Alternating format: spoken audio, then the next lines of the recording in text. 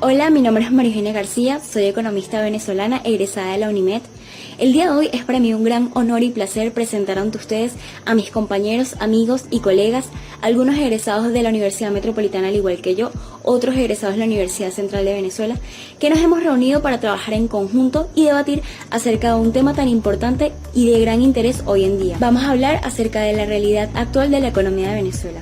Esperamos que disfruten mucho de este contenido, así como nosotros disfrutamos de hacerlo para ustedes. Bienvenidos. Hola, buenas tardes a todos. Mi nombre es Francisco Torrealba, soy economista graduado de la Universidad Metropolitana de Caracas y hoy estoy aquí para compartir un poco mi visión acerca de hacia dónde está migrando el modelo económico venezolano. En principio, es importante resaltar que los cambios recientes que se han venido dando dentro de la economía venezolana responden prácticamente en su totalidad a la imposibilidad del gobierno venezolano para establecer y para mantener operaciones comerciales con el exterior, producto de las sanciones impuestas por el gobierno de los Estados Unidos. Este contexto en donde el gobierno venezolano se ha visto con las manos atadas le ha llevado a tomar medidas que le permita al sector privado tomar un rol mucho más participativo dentro de la economía venezolana en términos de generación de ingresos. Sin embargo, es importante resaltar que este proceso por el cual ha pasado Venezuela o la economía venezolana no ha sido parte, o a mi parecer no ha sido parte de un plan gubernamental que nos permita ver hacia dónde está migrando el modelo económico, sino más bien ha sido una serie de respuestas, a mi parecer aisladas e improvisadas, como solución a las sanciones impuestas por el gobierno americano.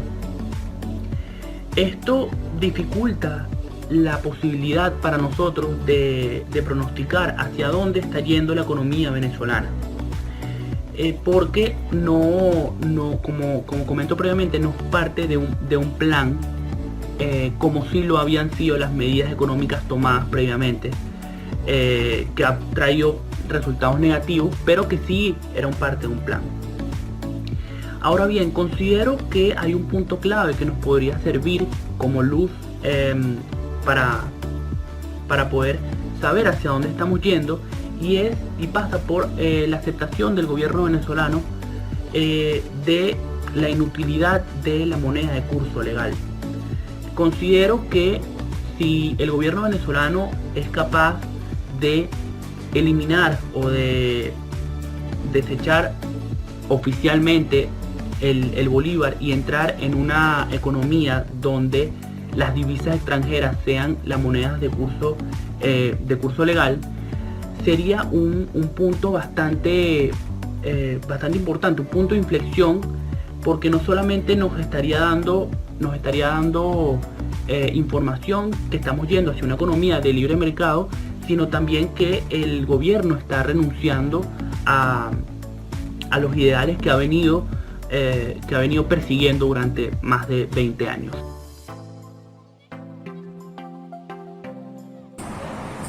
Hola, buenas tardes. Mi nombre es Everson Granado y soy economista de la Universidad Metropolitana.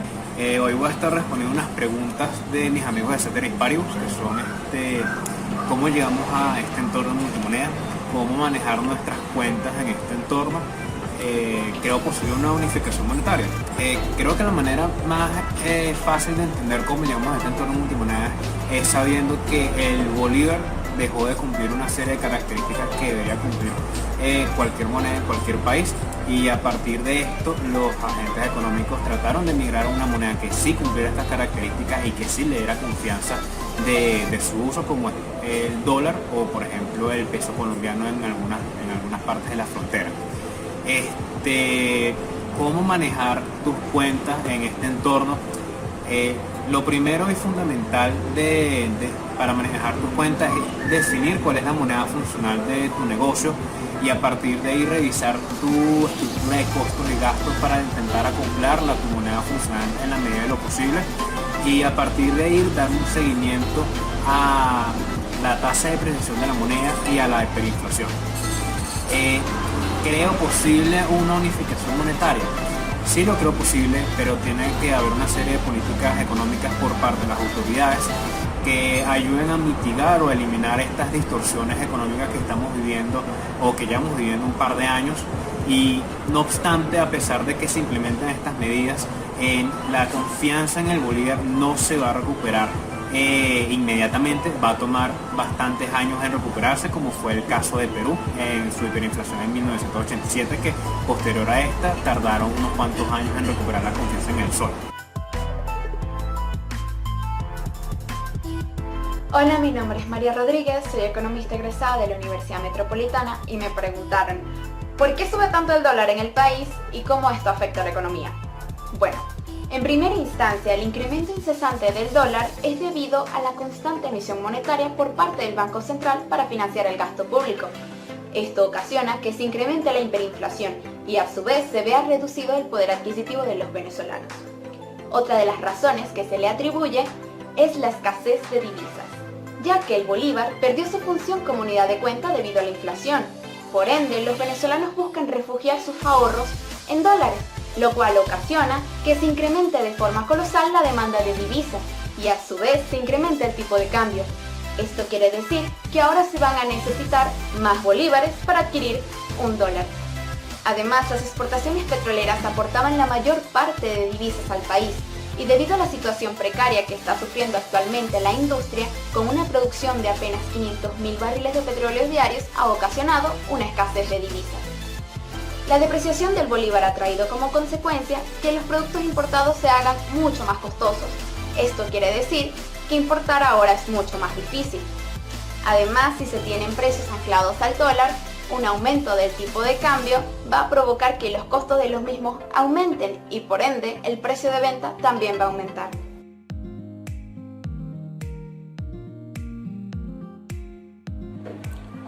Con relación a la nueva reconversión monetaria que tendrá lugar a partir del 1 de octubre del 2021, es necesario tener en cuenta los siguientes puntos. El primero de ellos es que esta reconversión no implica un aumento de la inflación del bolívar.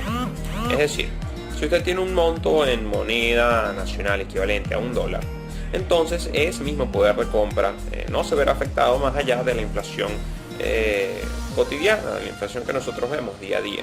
En el punto número 2, tenemos que mencionar que esta medida sí trae consigo aspectos positivos, como lo es la simplificación de las transacciones comerciales, los procesos contables y fiscales, que requieren un ajuste para poder funcionar con mayor facilidad. Ahora bien, se debe tomar en cuenta que estos cambios también implican costos de adaptación, tanto de la banca como del público en general, de los comercios y del sistema entero, debido a que se destinan tanto recursos como tiempo para el total acople de los agentes económicos a este nuevo esquema. Por último, cabe mencionar que si bien el uso del dólar como método de pago está generalizado, esta medida puede hacer que el uso de la moneda nacional se incremente, aunque en una medida muy pequeña, sobre todo para aquellas actividades en las que se puede hacer un uso de efectivo, como son ya sea un pago de un pasaje, entre otros. Claro está, el periodo de tiempo en la que esta afirmación pueda ser válida dependerá de la estabilidad a nivel inflacionario que tenga el bolívar en los meses posteriores a la reconversión monetaria.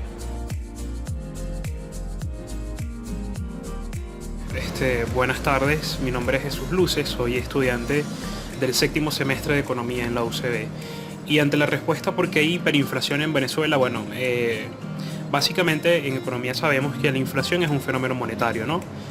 La inflación es causada cuando hay mucho dinero persiguiendo pocos bienes y cuando esta cantidad es exacerbada se genera la hiperinflación.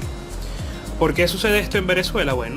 No son cosas que partieron a partir del 2017 o del 2013, cuando la situación política tiene una cierta coyuntura, el 2015 también, sino que son procesos que se vienen presentando por la indisciplina fiscal que tiene el gobierno de Venezuela actual, que tuvo el gobierno de Hugo Chávez y que tuvieron los gobiernos anteriores también. Y indisciplina fiscal más que todo patrocinada por el Estado petrolero, el Estado rentista. Ante estos boom petroleros, como lo fueron los de los años 70 y el que vivimos en la primera década del siglo XXI, generaron un ambiente de creencias de que los precios del petróleo iban a seguir creciendo, el gasto público creció en función de cómo iba creciendo el precio del barril petrolero, y las expectativas de gastos crecieron atendiendo a un presupuesto que dependía de los precios del petróleo, y que sabemos que es un mercado sumamente volátil, cuyos precios no son eternamente estables. Y bueno, cuando llegaron los momentos de las caídas de los precios, ya los ingresos no satisfacían la cantidad de gastos, y esto generó un déficit fiscal que ha estado persistente en nuestro país desde la creación desde la nacionalización petrolera. Y básicamente esta es una de las razones por las cuales hay hiperinflación en Venezuela, y también por la inexistencia de instituciones que sean firmes en sus decisiones y en el control y la regulación de los ingresos del Estado y también del gasto que hace el Estado, ¿no?